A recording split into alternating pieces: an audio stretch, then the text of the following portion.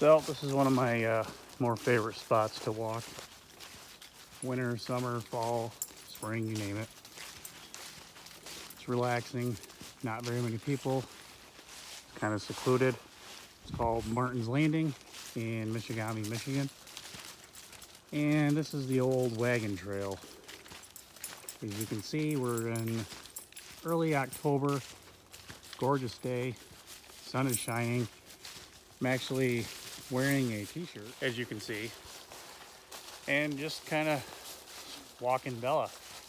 I get a little bit off the beaten path when I let her off her leash, and it's kind of nice just to let her run. But yeah, all in all, beautiful day. It's actually been amazing for fall weather. We've had it in the last, I don't know, 2 weeks. It's been in the 70s. A little bit of rain, a little bit of fog in the mornings, but other than that, afternoons, evenings dry up to be perfect. And the weather pattern continues to look like for the next 2 weeks. We've had it where there's been snow early October, late September, and freezing temperatures. Usually about this time, there's been a good couple hard frosts already and kills off all the bugs, but there's still quite a few bugs that are floating around. So take you guys along and see this little adventure and update as I can. First little thing I'll point out is like right here on this line, it kind of goes here and it stops like right there. Looks to be an old logging railroad line. What they used to do is shove the log cars up to like this spot. They would roll them down, you know, stage them, horse and buggy them. I'm guessing that's why this trail is here. Horse and buggy them down to the river, and they'd float them down to the next location, sawmills along the way. Yeah, this place has been heavily logged. I think this is second or third gen growth, but definitely an old logging right away in there. And you can see it right in here. It's pretty pronounced. It goes down and it's ditched out. So definitely a logging line. And you walk over here to there, old wagon trail. I don't know if you guys can see that or not because of the sun, but old Wagon Road, river trail. But yeah, you can see it's kind of a platform, and then just kind of shoots across into the clearing. There's a bit of a hill over here, but this is a little bit of a clearing that the right of way would have went through. Pretty funny how I can get Bella going. I can just be wandering. She's pretty good. She's a hunter and likes to go after little critters. And she's smelling, but if I say, hey Bella, go get it. Where's it at? She usually looks up into the trees, and she would definitely hunt the squirrels, the old house, the red squirrels and whatnot. She loves chipmunks. She almost got a rabbit yesterday. Which one are you looking at? Get it. Get it. Where's it at? Definitely a weird type of a hunting dog, but she loves getting those critters. Get them. So I mentioned it a little bit ago, but you know, all this seems to be second, third gen growth. And what I mean by that is it's been logged off that many times, and this is the third growth of after it's been logged off. You can see remnants of it. You got these little bumps right here, old stumps. You know, there's another one right there that have been covered up, and they're just slowly decaying back to, you know, the ground and whatnot. But you got this white pine right here. This thing is pretty massive, and it's kind of deceiving, but white pines actually grow pretty quick. This one's probably in the ballpark of 60 to 80 years old. You know, in terms of trees, that's pretty quick. You kind of have these other ones that look like they were logged recently, but there's another large white pine. And I'm sure that this was all just super clear cut, but you know, compared to one of these maple trees that's probably the same length, maples core is actually closer together than some of these white pines from what I'm told. So comparatively, you know, you got to it's quite different.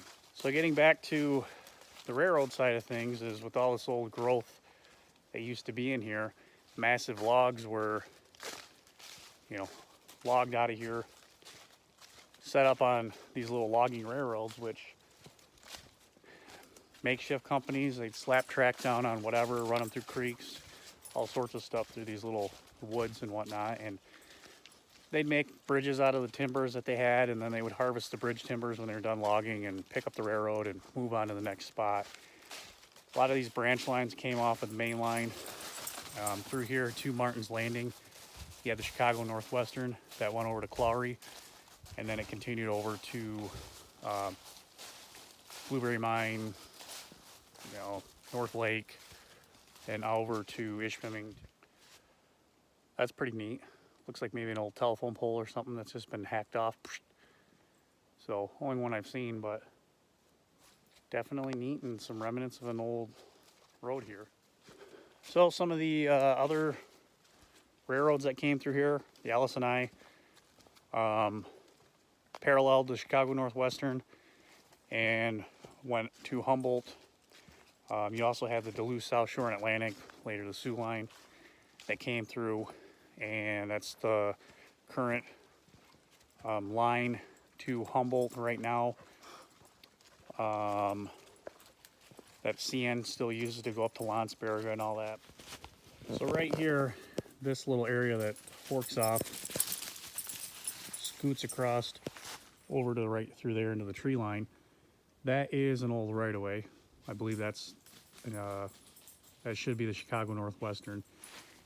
You can see of course the right-of-way is a lot more pronounced right in here. You got the hill down to the ditch and whatnot, but come over here to the power line clearing, you can get a better visual. These things are actually buzzing. It's kind of funny. So you have Martin's Landing over here, and there would have been the right-of-way through right here and down over to the Pashekee River, which is over there. And I haven't been able to quite find it in there. It's been pretty thick, and I'm gonna wait till springtime to go actually in there. There was a switch that came off, cut across this field at some point, and then tied into this little trail that we're gonna walk on, and went over to maybe another sawmill or log dump or whatnot over here. Get a little further into it and I'll show you some cool stuff. So this trail is the log road that we're on. Right over here, about right there, you can kind of make it out. That's where the right-of-way came in, and as you come up here to the trail, it kind of curves, and we actually intersect this right-of-way. And you can see that right here, I'm standing on the right-of-way, and it would have came right through here, and can't really see with this tree in the way, but would have cut through right there where we just were looking. Of course, been ditched out, whatnot, for this walking path, but kind of neat. You can definitely see there's another pole right there, code line pole, whatnot, but I don't know if there was a sawmill or whatnot over here. I think this was actually a Y, because as we walk on the trail up here, it kind of looks like right in here there's another hump, which signifies another right-of-way. And usually when you have those close together, you'll have the switch down that way, and there will be a Y, which, if you don't know what a Y is, basically a Y is a railroad term, not like the letter Y. It's kind of the same concept as a letter Y. You have 3 points, and you'll have a set of railroad tracks that curves, and then there'll be a switch at the top. You can throw that switch and come down this other side. There'll be a switch here. You throw that and come all the way back here. And what you're essentially doing is you're turning locomotives or freight cars 180 degrees. Back in the day, steam locomotives had pretty well one direction that they ran for smoke purposes and whatnot, so they would Y the power all the time and spin it so the front of the locomotive was facing everywhere. And or they used a turntable at the roundhouse, but out in the field you had a lot of these little remote areas. It was just as simple to build a Y. Pretty ingenious. It's one thing I do enjoy about the railroad history is all the years and technology and stuff that we've evolved to. People were doing it back 150, 200 years ago, and kind of gone full loop. Trucks parked there. That's the trail entrance to that wagon trail, and I'm on actually the other side. There's another trail here. We're gonna go up the hill, and then I can show you a little bit lay of the land and a little bit more about some railroad stuff. So here's kind of the summit, as you can see. Still a little bit of fall colors left. You have some of the yellow maples still hanging on, some of the birch trees, but majority we are past peak. Lake out in the distance over there, that is Lake Michigamme. Pretty neat little thing. Sorry about wind noise. I'm of course on a bluff, but some oak trees are still hanging on with a little bit of green, and some of those other little shrubs are still kind of green. But yeah, this is Martin's Landing. The power lines, sorry for the shakiness, power lines right here are kind of the right of way. You can see it just off to the right there. And this little spot right in here was actually where there was log loading. I believe where this spot is right here, that's kind of triangulated out, there was a sawmill. There was definitely a lot of activity on this spot. My guess is centrally located. You have Marquette about 45 miles to my east. You have Michigamme, which is right here on the other side of the lake and whatnot, but kind of centrally located, plenty of logs. You also have the Pashekee River that runs down here to the Michigamme. Plenty of lake for fishing, hunting, recreational stuff. Van Riper State Park is right over on the other side of the tree ridge right here. And kind of how the railroads are currently set up, following the lake shore over here, you have the old Duluth South Shore and Atlantic, which is now the CN line. Right here, of course, you have Chicago Northwestern.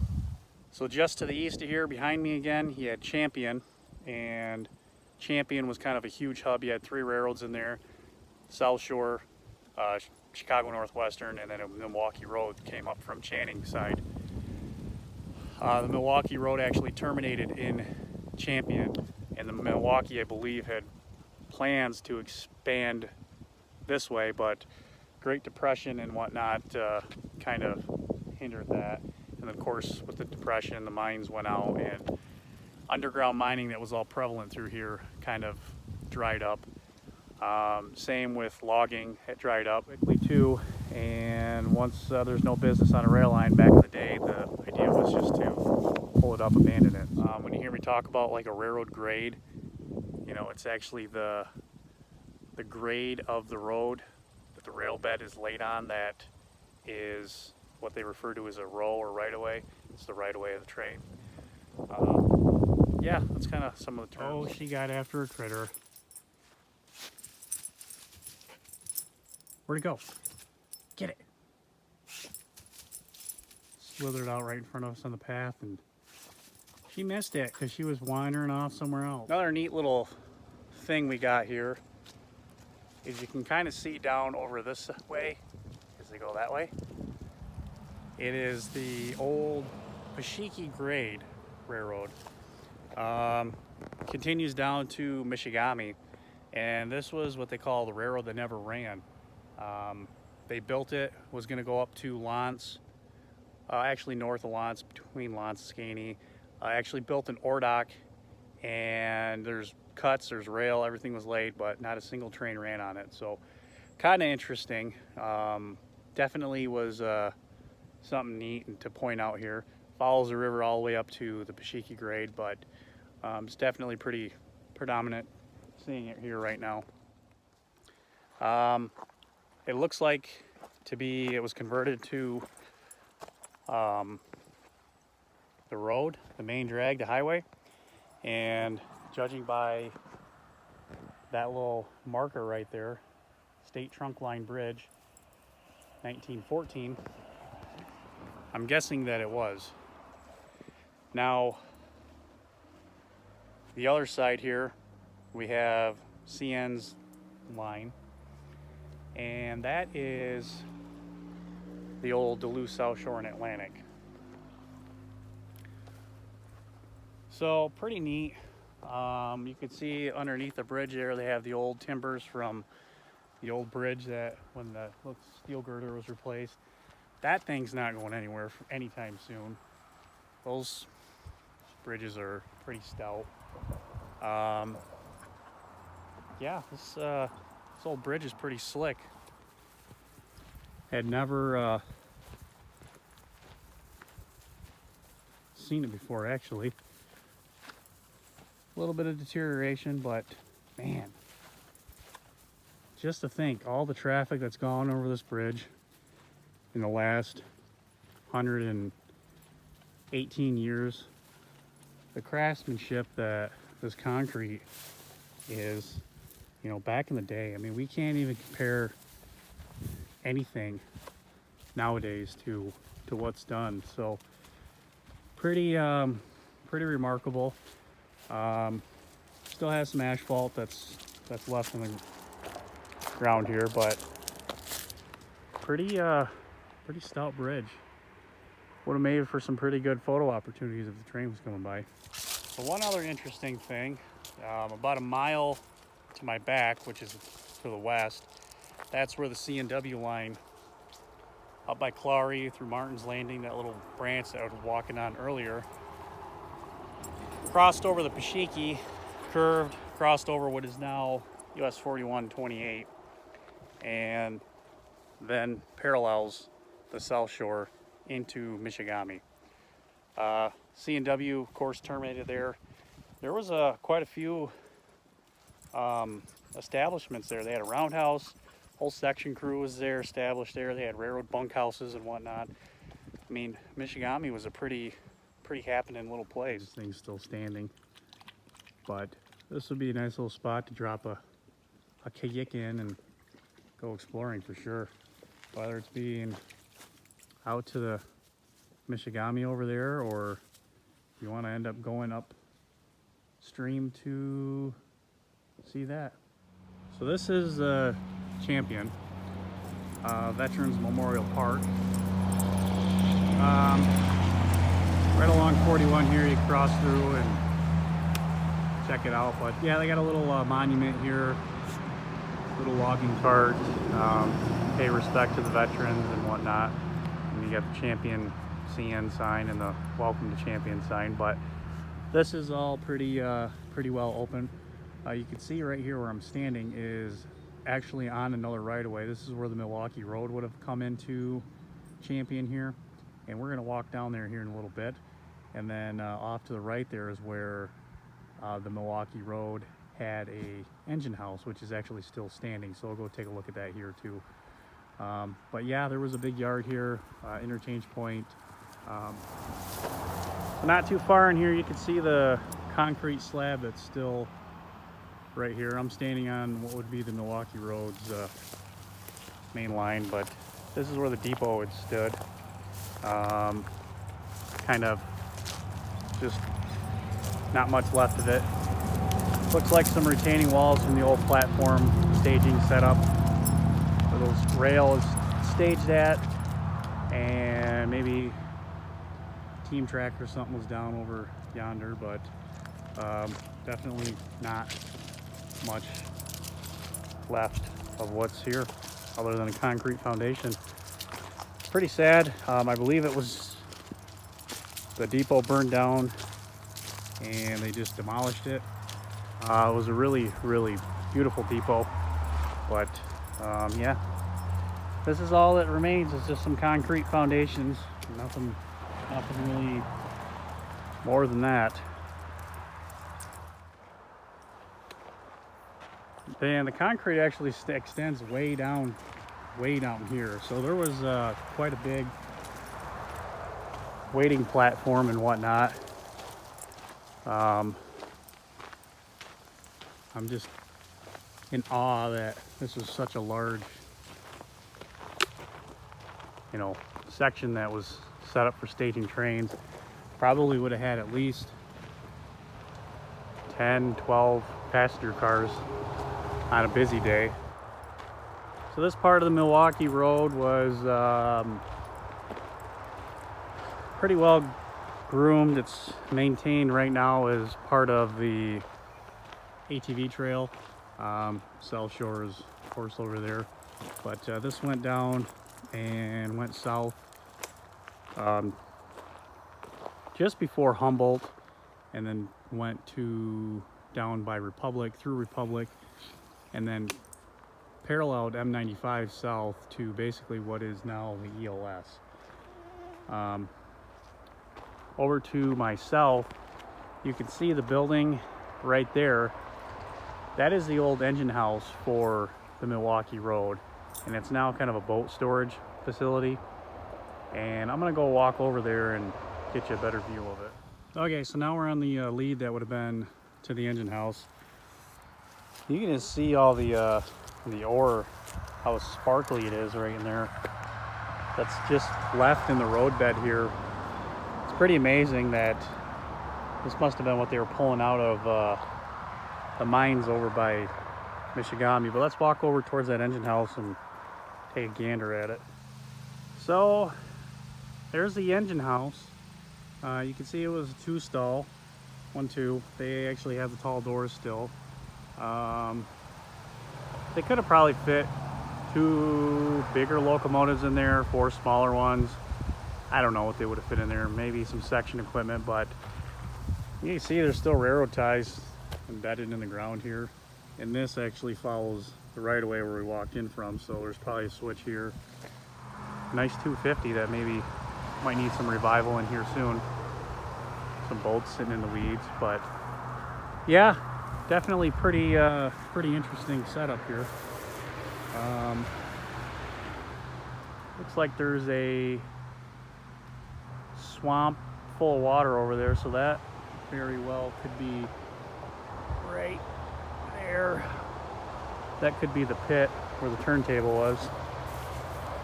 Try to get in here a little closer and see.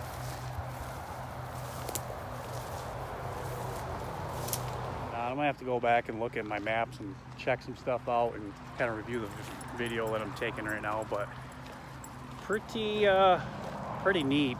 I'm glad that the building's still here. A lot of history like that has been just demolished over. Then like the oddball stuff is kind of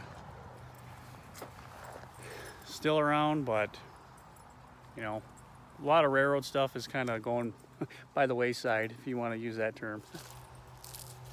Yep, so that's going to end up doing it. Pretty neat finding this engine house and a couple of the other things. I knew it's here. I can see it driving by the road. I just never stopped to explore it. So pretty cool seeing that, seeing the old right-of-ways. So if you like it, subscribe, share, do what you got to do. Plan on making a couple more videos like this. This is just kind of my hobbies. I like just being out in nature and exploring old railroad stuff. So if you like it, let me know, and we'll see you guys next time. Thanks.